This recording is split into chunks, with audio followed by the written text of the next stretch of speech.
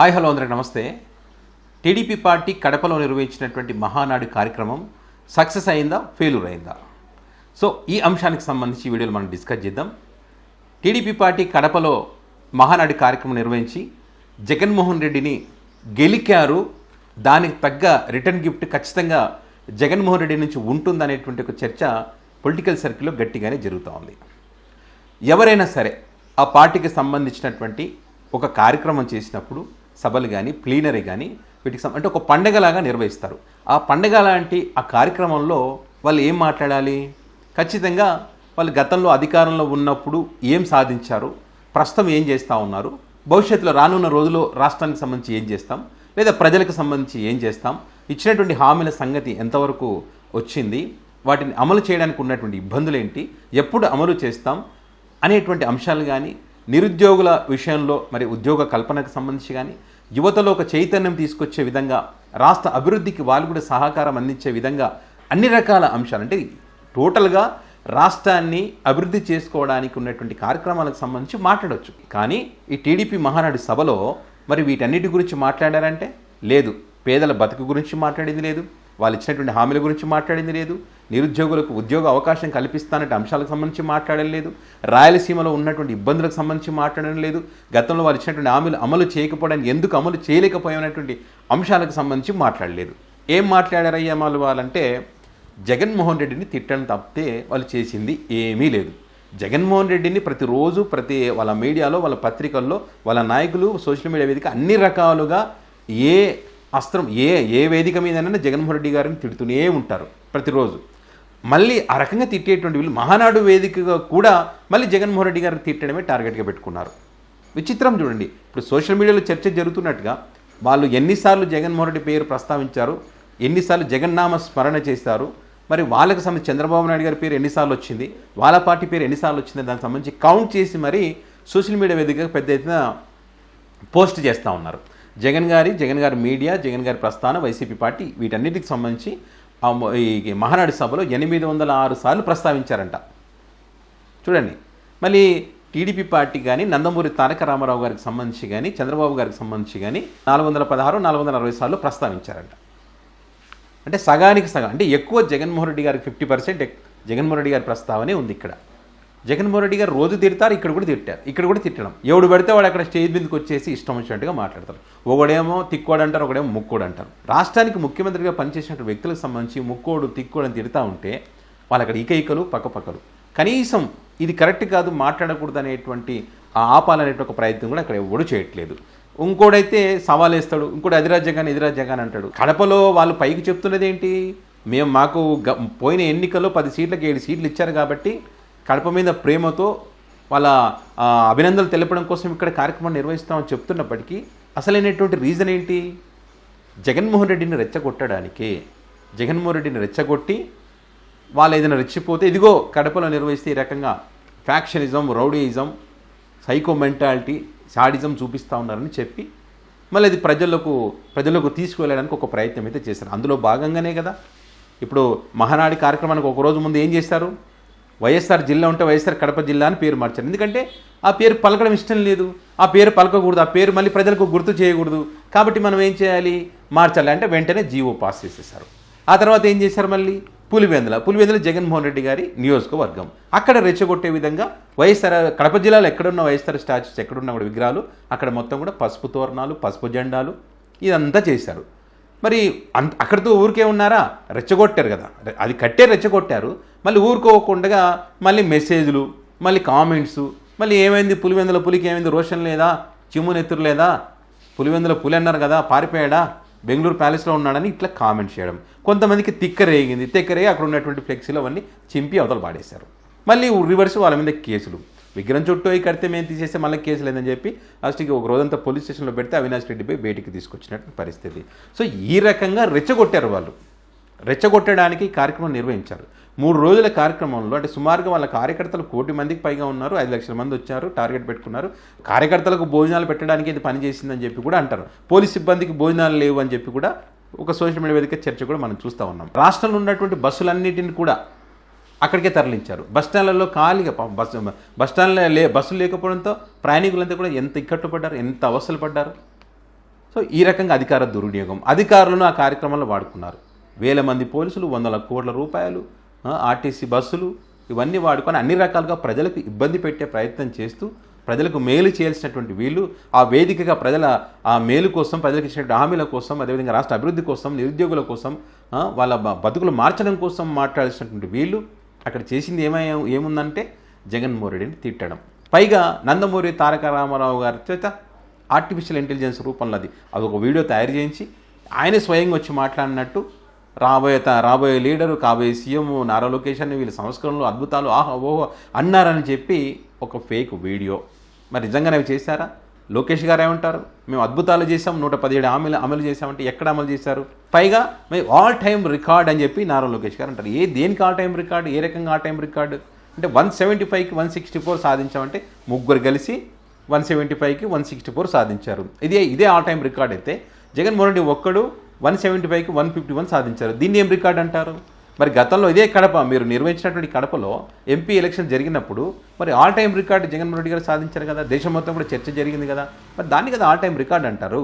సింగిల్గా పోటీ చేసి 10 సీట్లు వచ్చినా అది రికార్డ్ అవుతుంది. కూటమిగా ఏర్పడి ఇది గెలిచి మేము ఆల్ టైమ్ రికార్డ్ అంటే ఇదేం ఆల్ టైమ్ రికార్డ్ నాకు అర్థం కాలేదు. ఆల్ టైమ్ రికార్డ్ అంటే ప్రజలకు ఎవరు ఎక్కువ చేశారనేది. జగన్మోహన్ రెడ్డి కన్నా మేము ఎక్కువ చేస్తాం, ఇది మా ఆల్ టైమ్ రికార్డ్. ప్రజల బతుకులు మార్చాం, జగన్మోహన్ రెడ్డి కన్నా ఎక్కువ మార్చాం, ఇది మా all time record. Jaganmohan Reddy 30 లక్షల ఇల్లు ఇస్తే మేము 40 లక్షలు ఇచ్చాం, ఇది మా all time record. Jaganmohan Reddy Ammavodi పథకం కింద ఒక్కొక్కరు 15,000 ఇస్తే మేము కుటుంబంలో ఉన్నటువంటి ముగ్గురికి ఎంతమంది ఉంటే అంతమందికి హామీ ఇచ్చాం, అందరికీ డబ్బులు ఇస్తున్నాం, ఇదిగో సాక్ష్యం, ఇదిగో వాళ్ళు డబ్బులు తీసుకున్న వాళ్ళు ఉంటారు కదా వాళ్ళని చూపించాలి. జగన్మోహన్ రెడ్డి ఇన్ని పోర్ట్లు కడితే, జగన్మోహన్ రెడ్డి మెడికల్ కాలేజీలు తెస్తే, జగన్మోహన్ రెడ్డి ఆర్బీకే సెంటర్లు పెడితే అంతకు మించి మేము చేశాం, జగన్మోహన్ రెడ్డి సచివాలయ ఉద్యోగాలు ఇంతమందికి ఇస్తే మేము ఇంకా పెంచాం. ఇది కదా మీరు చెప్పాల్సింది, ఇది కదా మీరు చేయాల్సింది. ఇది చేసి ఇది చెప్పుకుంటే అది ఆల్ టైమ్ రికార్డ్ అవుతుంది. కానీ ఇదేంటి, ఇది ఆల్ టైమ్ రికార్డ్ అవుతుందా? మీకు మీరు గొప్పలు చెప్పుకోవడం, వేరే వాళ్ళని తిట్టడం, మీకు మీరు భజనలు చేసుకోవడం, అక్కడ ఉన్న చేత జగన్మోహన్ రెడ్డి తిట్టించడం, ప్రజలకు సంబంధించి ఏం జరిగింది ఇక్కడ? మీరు ఏమీ ప్రజలకు మేము ఇది చేస్తున్నామని చెప్పి ఎక్కడైనా చెప్పారా? మీ సూపర్ 6 పథకాలకు సంబంధించి ఏమీ చెప్పలేదు, ఏమీ చేయలేదు. మరి ఎట్లా సక్సెస్ అవుతున్నట్టు? వాళ్ళ దృష్టిలో ఇది సక్సెస్ అయినట్టే, వాళ్ళ మీడియా దృష్టిలో, వాళ్ళ పత్రికల దృష్టిలో వాళ్ళ దృష్టి సక్సెస్ అయినట్టే. కానీ ప్రజల దృష్టిలో ఇది ఫెయిల్యూర్ అయినట్టు. ప్రజలకు మేలు చేసేనా అది ఏదైనా సక్సెస్? మీకు మీరు డబ్బాలు కొట్టుకొని, మీకు మీరు ఖర్చులు పెట్టేసుకొని, మీకు మీరు కడుపుని అన్నం తినేసి, మీరు అక్కడ వేదికగా జగన్మోహన్ రెడ్డి తిట్టేసి మొత్తానికి మీరు ఏమైనా సాధించారంటే ఇక్కడ నందమూరి వంశాన్ని పార్టీ స్థాపించినటువంటి నందమూరి తారక రామారావు గారు వారసులని ఈ మహానాడికి రాలేదు. వాళ్ళు లేకుండా ఈ కార్యక్రమం జరగడమే మీరు సాధించింది. దానికి సంబంధించి వాళ్ళ పత్రికలు రాయి, వాళ్ళ మీడియాలు కూడా రాయి. అదే జగన్మోహన్ రెడ్డి గారు నిన్న శత జయంతి వేడుకలకు వెళ్ళలేదు, తల్లిని చెల్లిని దూరం చేశారు, తాతను దూరం చేశారు, తండ్రిని దూరం చేస్తున్నారని చెప్పి నిన్న ఫేక్ ప్రచారాలు. మళ్ళీ నందమూరి తారక రామారావు గారు వారసుడు నారా లోకేష్ అంటారు. ఏ రకంగా వారసులు అవుతారో మనకైతే జూనియర్ ఎన్టీఆర్ గారు అవుతారు, నందమూరి బాలకృష్ణ గారు అవుతారు, వాళ్ళు వారసులు అవుతారు. కానీ మరి నారా లోకేష్ గారు ఏ రకంగా వారసులు అవుతారో నాకైతే అర్థం కాలేదు. నందమూరి తారక రామారావు గారి వారసులు అండి. అంటే అదేవిధంగా ఇప్పుడు 22 సంవత్సరాలు టీడీపీ పార్టీ అధికారంలో ఉంది. వాళ్ళు పాలించారు 22 సంవత్సరాలు, ఉమ్మడి ఆంధ్రప్రదేశ్ అనుకోండి, ఇప్పుడు అనుకోండి. మరి ఈ 22 సంవత్సరాల కాలంలో మేము ఇది చేశామని చెప్పి గర్వంగా చెప్పుకునేటువంటి ఏదైనా ఉందా? ఏమనంటే హైటెక్ సిటీ నేనే కట్టా, హైదరాబాద్ నేనే డెవలప్ చేస్తా అంటారు. ఇప్పుడు సోషల్ మీడియా వేదిక కానీ దుమ్మెత్తిపోయి ఏంటి ఎప్పుడు హైదరాబాద్ నేను కట్టానని ఒక హైదరాబాద్ హైటెక్ సిటీ దాని గురించే చెప్తారు. కానీ మిగతాది ఏమైనా ఉందా? చిరస్థాయిగా నేను ఇది చేస్తానని నిలబడినటువంటిది ఏదైనా ఉందా? ఏమీ లేదు. 22 సంవత్సరాల కాలంలో విజయనగరం చెప్పినటువంటి మీరు అధికారులు ఉంటే చేసింది ఏముంది? ఏమీ లేదు. ఏమీ లేదనడానికి మీరే ఎగ్జాంపుల్ చెప్తా ఉన్నారు కదా. ఇప్పుడు కడప ఉక్కు పరిశ్రమను త్వరలోనే ప్రారంభం చేస్తామని చెప్తా ఉన్నారు. అంటే మరి ఇన్ని రోజులు మీరు ఏం చేయనట్టే కదా. రాయలసీమ ఎత్తిపోతలకు సంబంధించి కూడా మరి దాని గురించి పట్టించుకోలేదు మీరు ఇన్ని రోజులు. అంటే దాని గురించి మీరు ఏం చేయలేదనే కదా. మరి అదేవిధంగా గాలేరు, నగరి, హంద్రీనీవా ప్రాజెక్టులకు సంబంధించి కూడా మరి దాని గురించి కూడా మీరు ఏం చేయనట్టే కదా. ఇప్పుడు అది పెండింగ్లో ఉందంటే మీ పాలన మీరు ఏం చేయనట్టే కదా. రాయలసీమ ప్రాంతానికి సంబంధించింది మరి మిగతా ప్రాంతాలను పక్కన పెట్టండి, రాష్ట్రం మొత్తం పక్కన పెట్టండి, ఒక రాయలసీమ ప్రాంతానికి సంబంధించి చెప్తా ఉన్నాను. పోనీ మీ హయాంలో మరి ఏమైనా జిల్లాలకు సంబంధించి ఏమైనా ఏర్పాటు చేశారా? డిమాండ్ చేసినటువంటి ప్రాంతాలకు సంబంధించి జిల్లాల ఏర్పాటు ఏమైనా చేశారా? నంద్యాల, తిరుపతికి సంబంధించి జగన్మోహన్ రెడ్డి గారు మరి జిల్లాగా ఏర్పాటు చేయడం జరిగింది. గండిపేట ప్రాజెక్టుకి సంబంధించి మీరు ఏమైనా నిర్ణయం తీసుకున్నారా? మీరు దాన్ని ఏమన్నా ప్రజలకు మేలు చేసే విధంగా, నీటి సామర్థ్యాన్ని పెంచే విధంగా మరి ఏమైనా చేశారా? దానికి సంబంధించి ఏం చేయలేదు. ఏం చేశారని పోనీ రాష్ట్ర ప్రజలకి పక్కన పెట్టండి, మరి అదేవిధంగా ఈ రాయలసీమ ప్రాంతాన్ని పక్కన పెట్టండి. నందమూరి తారక రామారావు గారు ఈ పార్టీ ఏదైతే మీరు ఈరోజు మహానాడు జరుపుకుంటున్నారో దానికి కారణమైనటువంటి వ్యక్తి, మీరు ముఖ్యమంత్రిగా ఈరోజు ఉన్నారంటే దానికి కారణమైనటువంటి వ్యక్తి నందమూరి తారక రామారావు గారికి సంబంధించి భారత రత్న గురించి ఏమైనా మీరు మరి సభలో మాట్లాడారా? మరి ఏమైనా తీర్మానం చేశారా? సాధించింది ఏం లేదు కాబట్టి మీరు అక్కడ ఏముంది, జగన్మోహన్ రెడ్డిని తిట్టడమే టార్గెట్గా పెట్టుకున్నారు. మరి జగన్మోహన్ రెడ్డి ఉన్నది మీరు 22 సంవత్సరాలు చేస్తే జగన్మోహన్ రెడ్డి 5 సంవత్సరాలు ముఖ్యమంత్రిగా పనిచేస్తారు. అందులో 2 సంవత్సరాలు కరోనాకు పోయింది. మిగిలిన దాంట్లో జగన్మోహన్ రెడ్డి ఏదైతే హామీలు ఇచ్చారో ఆ హామీలన్నీ అమలు చేశారు కదా. మరి 30 లక్షల ఇల్లు, సచివాలయాలు, నాడు నేడు కింద డెవలప్మెంట్స్, పోర్టులు, హార్బర్లు, ఆర్బీకే సెంటర్లు, మెడికల్ కాలేజీలు ఇవన్నీ చేసుకొచ్చారు కదా, ఉన్నంతలో చేశారు కదా. జగన్మోహన్ రెడ్డి ఇప్పటికీ చెప్పుకుంటాడు, గర్వంగా చెప్పుకుంటాడు, నేను చేశాను, ఓడిపోయినా సరే నేను చేసింది ప్రజలు గుర్తుంటా. నేను మళ్ళీ ఒకసారి ఎలక్షన్లు వస్తే ఎలక్షన్ టైంలో ఖచ్చితంగా నేను ముఖ్యమంత్రిగా ఉన్నప్పుడు నేను చేసిన దాన్ని చూసి ఓటేయండి అని చెప్పి నేను గర్వంగా నేను అడుగుతానని చెప్పి తన పార్టీ కార్యకర్తలకు వాళ్ళందరూ కూడా చెప్పుకుంటాడు. మరి మీరు గర్వంగా ఈ 1 ఇయర్ పాలనలు గర్వంగా చెప్పుకోవడానికి ఏమైనా మొత్తం ఈ పీరియడ్ వద్దు, మీ చరిత్ర మొత్తం వద్దు, గర్వంగా చెప్పుకోవడానికి ఏమైనా ఉందా? సో దీన్ని బట్టి ఏమర్థమవుతుంది, ఇక్కడ మహానాడు సక్సెస్ అయిందా ఫెయిల్యూర్ అయిందా దీన్ని బట్టి అర్థం చేసుకోవచ్చు కదా. పైగా జగన్మోహన్ రెడ్డికి వీళ్ళు టార్గెట్ అయ్యారు. కడపలో ఈ కార్యక్రమం నిర్వహించకూడదంటే కడపలో నిర్వహించవచ్చు, దానిలో ఏం తప్పుపట్టం, కానీ వాళ్ళ మనసులో ఉన్నటువంటి ఆలోచన వేరు. కాబట్టి ఇక్కడ జగన్మోహన్ రెడ్డిని గెలికారనేటువంటి చర్చ పొలిటికల్ సర్కిల్లో గట్టిగానే జరుగుతూ ఉంది.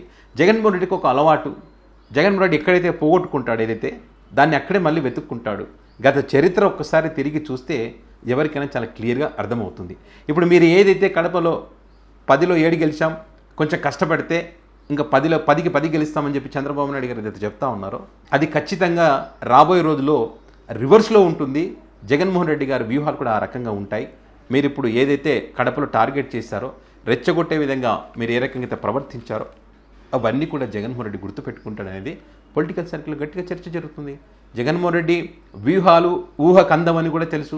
చంద్రబాబు నాయుడు గారు స్వయంగా ఒక మీడియా ఛానల్లో కూర్చున్నప్పుడు జగన్మోహన్ రెడ్డిని తక్కువ అంచనా వేశానని చెప్పినటువంటి సందర్భం.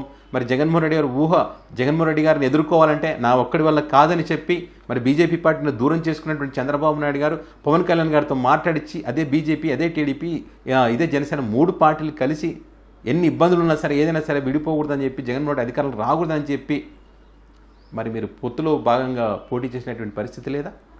ఉంది. తెలుసు కాబట్టి జగన్మోహన్ రెడ్డి చరిత్ర తెలుసు కాబట్టే వాళ్ళు కలిసి పోటీ చేశారు. సో ఇప్పుడు కూడా జగన్మోహన్ రెడ్డి వ్యూహాలు వీళ్ళకు ఊహకు అందకుండా ఉంటాయి.